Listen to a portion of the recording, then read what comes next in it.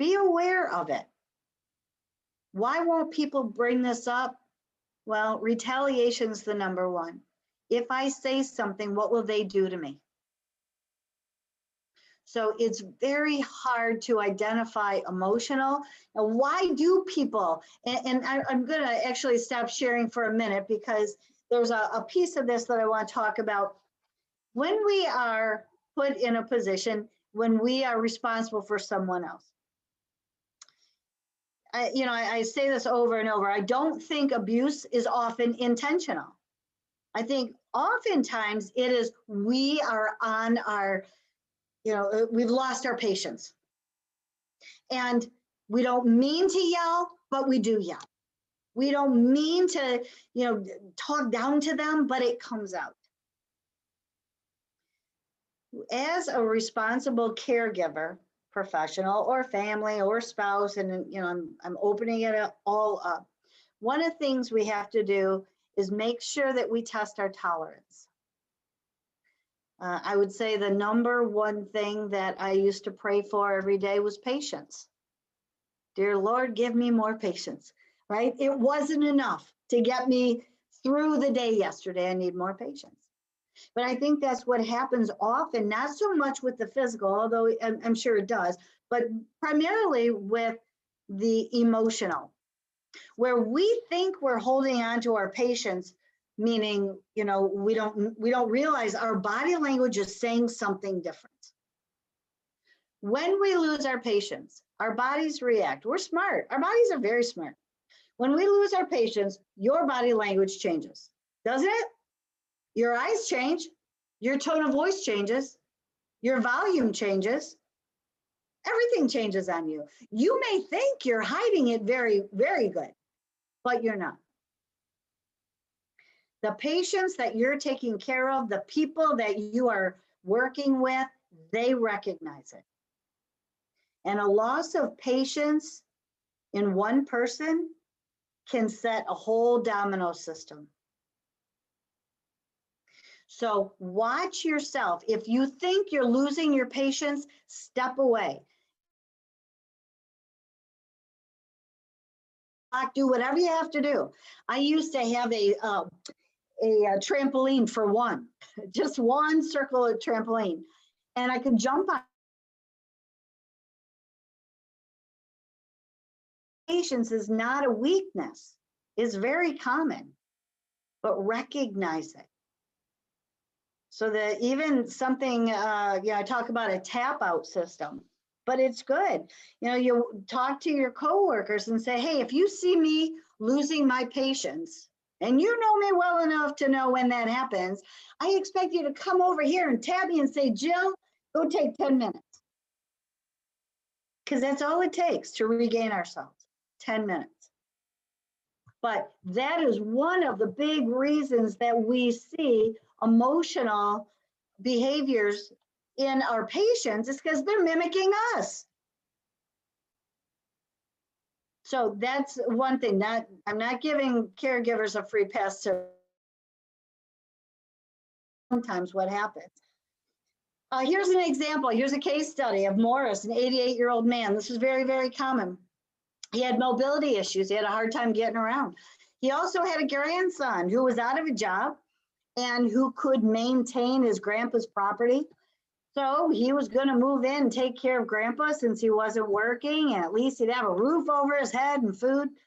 But he had to take care of the property, take grandpa to the doctor, give him his medications and so forth. But Ben was not all that generous. To be honest with you, he was very abusive to his grandfather. He would yell at him. His grandpa, who didn't hear very well, he'd make fun of him. He'd have his friends over. He would, imitate him right in front of his grandfather. But his grandpa, there was nothing he could do, because he says, you know what, I kind of needed Ben. I didn't know what else to do. I couldn't take care of the property by myself. Financial abuse, very common again. Financial abuse is where we use someone else's money, an older adult's money, and we're being dishonest and we don't have their approval. And we may even go through, and when I say we, I'm talking about the perpetrators, and say, you either turn your house and your assets over to me, or I'm going to put you in the worst nursing home there is. And by force, they get what they want. I have a story. There was a lady in one of my classes, and her dad was aging in place, you know, that whole aging in place at home, and we'll have someone check on dad periodically. And the daughter said to her brother, she says, hey, when you go see dad, what do you do when you visit? And he says, oh, you know, well, I check the refrigerator for food and I do his laundry, I clean up. And she says, well, do you ever look in his checkbook? And he says, no, I never do. And she says, I think we should, just from time to time.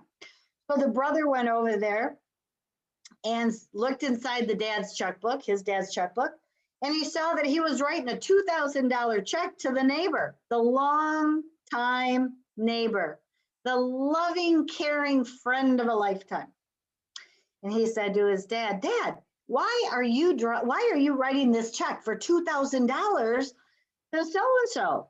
And the dad says, well, he is a good guy. I'll tell you, he comes over every month and he gets my check and he takes it to the bank and pays my mortgage. And the son says, but Dad, you haven't had a mortgage in over 20 years. And the dad says, well, I must have a mortgage. He comes to the door and collects it every doggone month. An example of financial abuse. Right? So, you know, we want to look out, and it's not just people, it can be companies too, right, that are taking advantage of seniors. So we really want to keep an eye on it. Neglect can be a little complicated. Neglect, it's defined as failure by a caregiver to fulfill the obligation to take care of an older person. Okay, but what if it's self-neglect, right? Absence of food, water, heat, utilities. But what if I go to feed my mom and she never wants to eat? How does that fall under neglect? It doesn't, it's self-neglect. And often can be very hard to prove in a neglect situation if it is perpetrated by somebody or a patient. Is the evidence of dirt, of infestations, it's malnutrition, it's dehydration, it could be poor hygiene. A lot of these things, and I'm going to say poor hygiene, I'm going to put a star after that, because as people get older, no, they don't need to shower every day. Many times they never leave their house, but they need to shower regularly, whether that's every 2 to 3 days or whatever. And it can be very hard for a caregiver to encourage that. We have to get really creative, and that's another class, but we can't just give up on it. I think that most abuse cases when it comes to neglect by a caregiver is from an uninformed caregiver. You know, we looked at that chart when we started and I showed you how many seniors there are. And many of those homes are asking, oh, you know, if you're not doing anything, can you just come and watch my mom every now and then? That's not a trained caregiver. That's just a neighbor who has some extra time. They are not aware of what qualifies for neglect. And we need to be aware of what qualifies for neglect. And some people, as they become a caregiver, well, they look into this. But I would say that's very rare for people, the average family caregiver, to know what qualifies. I did have a gentleman contact me regarding his mother, and he was afraid that someone was going to report him because his mother wore the same outfit every single day. And I said, so what do you want her to do? I want her to change her clothes. I've got her all these clothes and there's no reason she has to wear the same thing every day. And I said, does she like what she wears? Oh, she loves it. And I said, then wash it at night and let her wear it all day, right? There's nothing wrong with that as long as it's clean. So, but neglect is one of those things we really need to train caregivers and to let them know, you know, when it comes to hydration and malnutrition, you know, that can just be a, you know, launch pad for a tremendous amount of illnesses, let alone things like hallucinations, right? And you know, maybe even wandering off. All right, neglect. Back to this one. I said when I was creating this, I thought, well, what if somebody dies? Will the coroner's office report it? And what role does a coroner's office play? So I went in to investigate this part. And oddly enough, a coroner's office points the finger to medical professionals. And they say that the medical professionals should let them know if they believe, if they see any indication that there was abuse or neglect. And so the coroner's office is looking at the medical professionals. The medical professionals are transferring a body to the coroner's office with the understanding that they are the experts in abuse and neglect.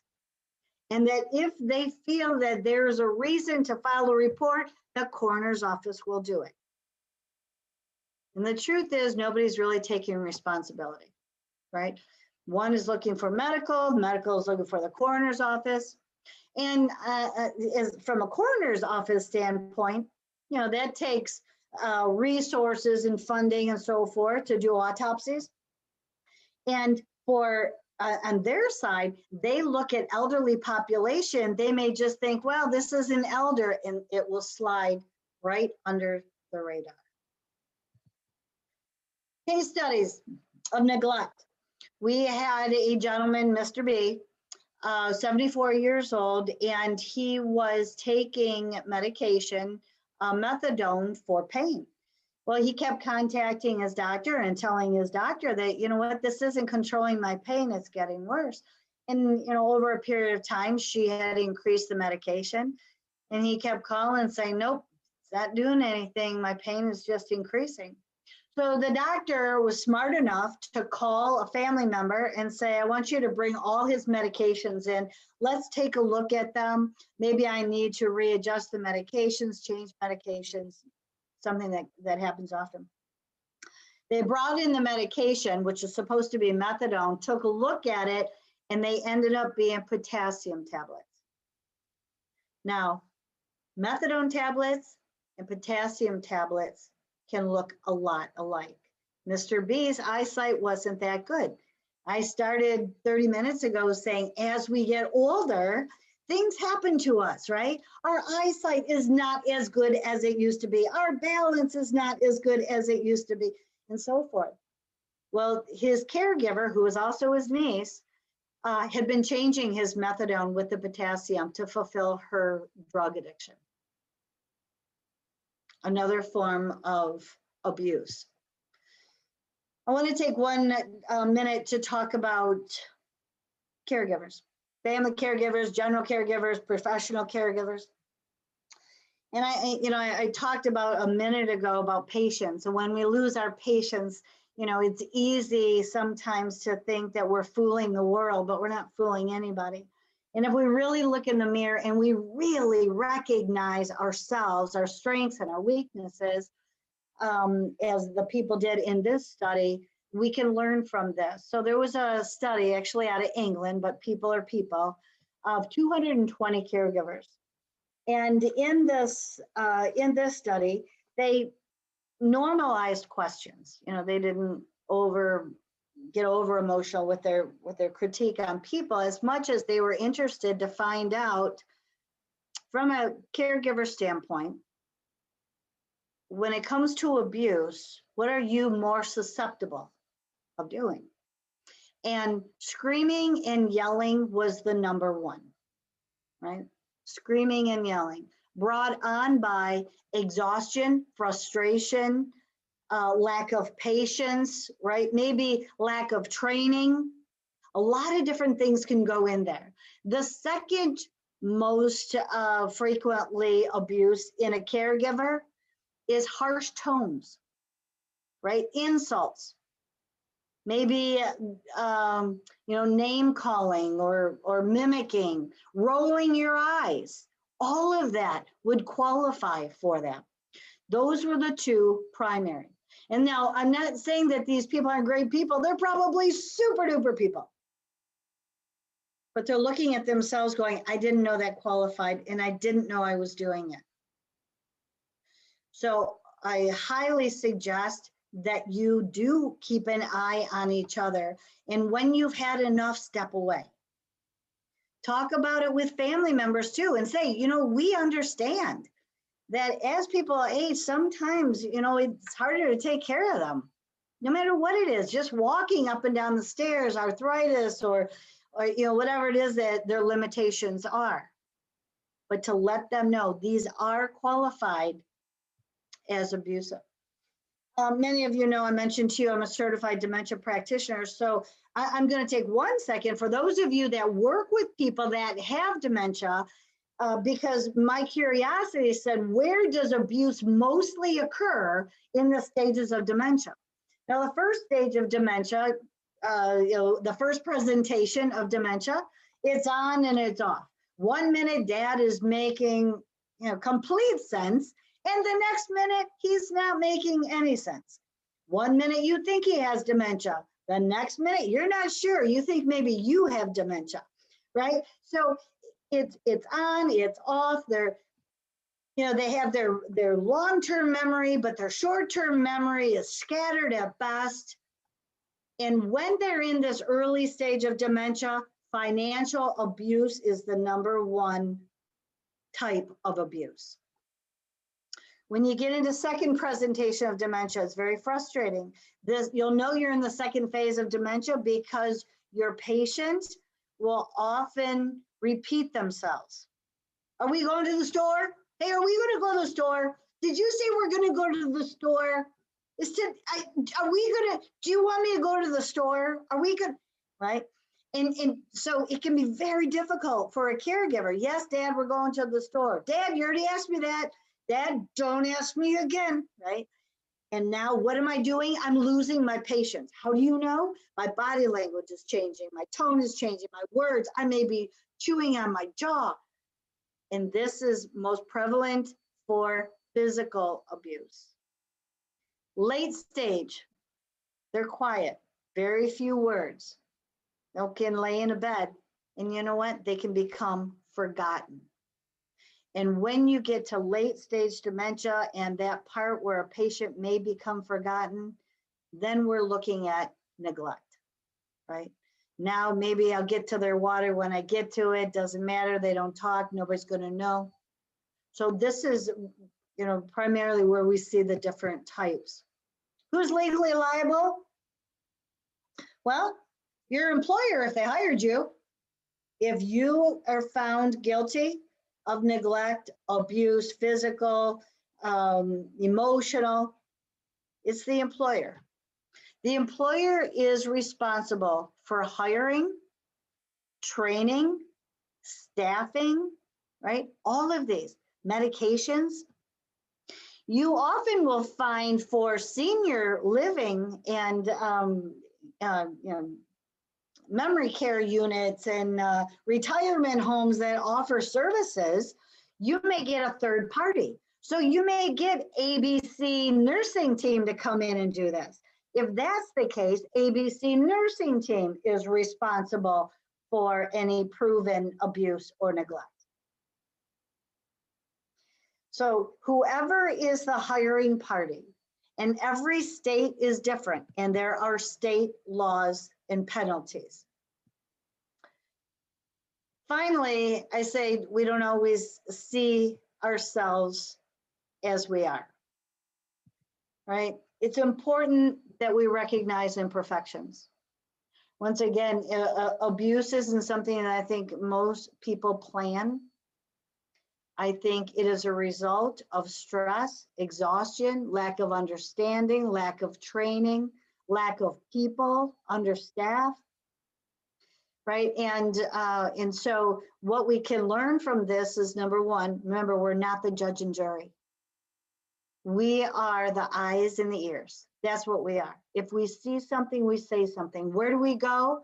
Well, you could go to Adult Protective Services, but if you don't think about that, you call 911. This is what I see. I can't tell you for positive it's happening, but this is what I see.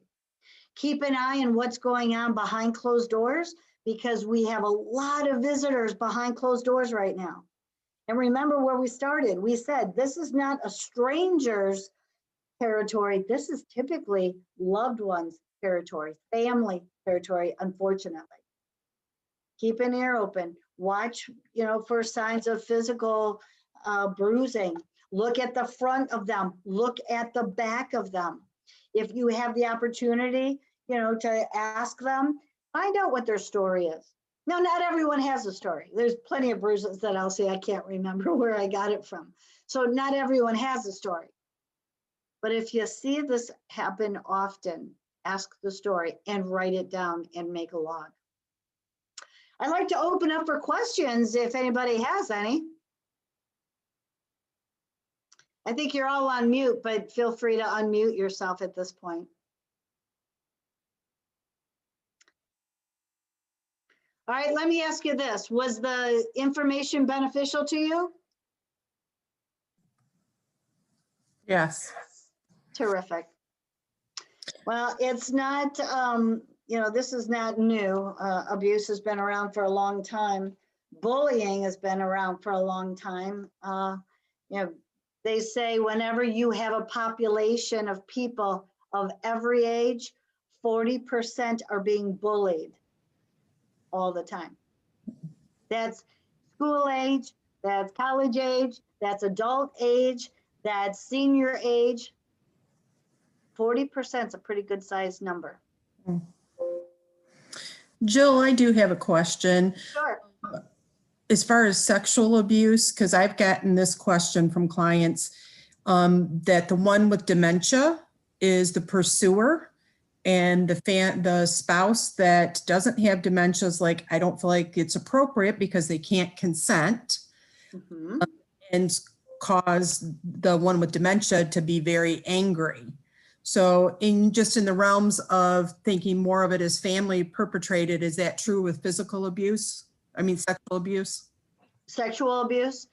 So sexual abuse gets complicated. And the reason it does, because the situation that you just explained is that the person with dementia is the aggressor. They're the one that wants the sex. The one without dementia doesn't want to participate. Right? Okay. So first of all, everybody's got their rights to say no. Whether they have dementia or whether they don't, they have the right to say no. My suggestion would be to work with the family to get her, to talk to her about this. Like, is she recognizing her husband, or is she not recognized? Is she going after other men? No, or just her man? Yeah, just her husband. And he feels like it's not appropriate. And she gets angry to the point of being physically aggressive with him. So I think I would talk to her doctor about it. Okay. I mean, sex is a big thing. It happens in senior. I mean, it's common. There's no reason to think that elders don't have sex. They do. And maybe they get her a vibrator. I mean, I know that probably isn't something Nick Gaffner wants to hear right now, guys.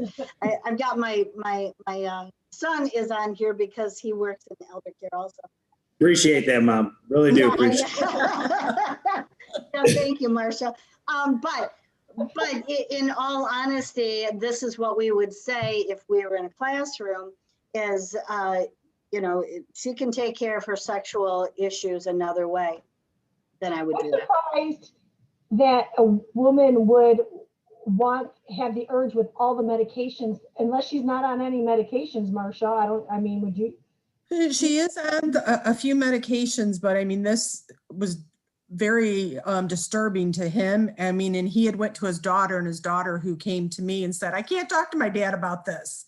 But he was looking to her, what do we do? You know, your mom Yeah. being aggressive because, you know, he wouldn't engage. Well, and at least they know what it is, because you know, when we talk about aggressive behaviors and senior aggression, oftentimes people go, oh yeah, they're like that because they're old and crotchety, or, you know, oh, they're like that because they have dementia. We don't really give it a lot of thought. And the truth is, every behavior has a reason, every behavior. Mhm. So in this situation, if that is the behavior, and here's another thing, is we got to find out sex is not sex always. Like, maybe what she's thinking of sex is not truly sex. You know what I mean? And I agree with that. We had that discussion because I had that with another client. And it was not what everybody thought that Right, gentleman was doing. right. And it was more of a comfort. That's right. Yep. And it could be laying in a bed, holding their hand, just stroking them and calming them. So, you know, we got to make sure that we know what they're talking about. We automatically assume that we know what it is, but remember, logic changes early on with dementia patients. And so I saw this, I saw this picture this week, and it was on a dementia Facebook site, and a lady sent in a picture of her dad because he was listening to the news and it said they were expecting showers today, so he went and put a shower cap on, and she took a picture of him and she said, isn't this sweet? You know? That's a good example of how that logic changes. And so I'm going to say, in your situation, before I go, you know, way too far, I think I would sit down and try and find out, what is she looking for? And if it's just compassion and touch, maybe that's all he has to do. Okay. And if that doesn't work, call me back. Okay. I can give you some other ideas. Thank you. Anyone else? You made a lot of good points that I didn't realize, like the bruising, you know, that you just take for granted with the, you know, the grabbing somebody, you get bruised. Oh, somebody grabbed her the wrong way, you know. And it's could be just by hitting a wall. You know, you think, oh, she just hit the wall, and you don't know if somebody is abusing them and because of the skin that's so thin and everything. So that's right. That kind of got me going, like, ooh, that's a good one. Well, and for many people, like, you've got family members that you care for and help get to the doctor and so forth. And, you know, you don't quite think about, when you're helping them out of the car, am I doing it the right way? Or am I just getting them out of the car? You know what I mean? We don't often give that extra thought, but we need to. I do. I pay attention to all that. It's well, my mother-in-law. Right. You know, she doesn't realize that. I mean, here's a perfect example. My mother-in-law I took her to the doctor's. She had gotten a shot in her bum for, I think it was psoriasis or something like that. It was from the dermatologist. They put a Band-Aid on her butt. She asks my father-in-law, can you take this off? It's on so tight, I can't take it off.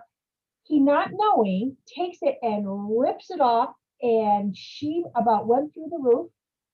And, you know, you think taking a Band-Aid off, but her skin, she's in her 80s, she's got paper thin skin. She showed me, she goes, I know you don't want to see this, but I want to know if it's okay, because he can't tell me. Yeah. And I was like, that's from a Band-Aid.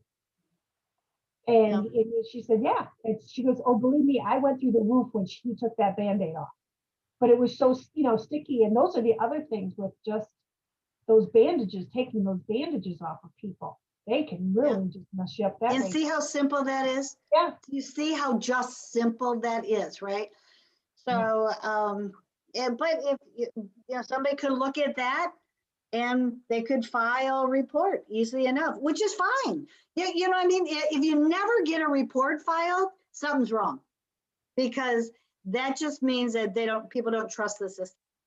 File reports, let the investigators do their stuff and walk away. We are not the judge and jury. We are only the eyes and the ears for people that are intimidated or can't or are afraid or right? That's really what our job is. Well, Karen, thank you for this Yep. great opportunity. Thank you, Jill. Did a great job as always. Thank you. Attendees, I sent you your evaluation. There was a mistake in the body of the language in the evaluation. I said, thanks for attending the human trafficking. I kind of cheated and copied and pasted and didn't change that part of it. So you are going to, that is the evaluation for today's presentation. So you can fill that out and we will get your certificates to you as soon as possible. And we will see you soon, I'm sure. I've got a few more classes coming up. And by the way, March 24th, I am doing a free class, which is on the elderly and the law, understanding VA benefits, Medicare, blah, blah, blah. That is on my event. On my events, if you go to Eventbrite and you just Google CE Health Link, you can find, no, you can't find it there. I lied. I got so many things going on with my website being down. Oh my goodness. It's still down. I feel like we're in confession. No, I lied. I have to keep all my classes straight. You can go to any of my emails just recently. I just sent one out yesterday. That is on there. And if you scroll down, you'll see that class for March 2024. So at 5 o'clock. All right, everyone. Thanks so much. And we will see Thanks, you soon. Jill. Have a good night. You're welcome. My Bye-bye. pleasure.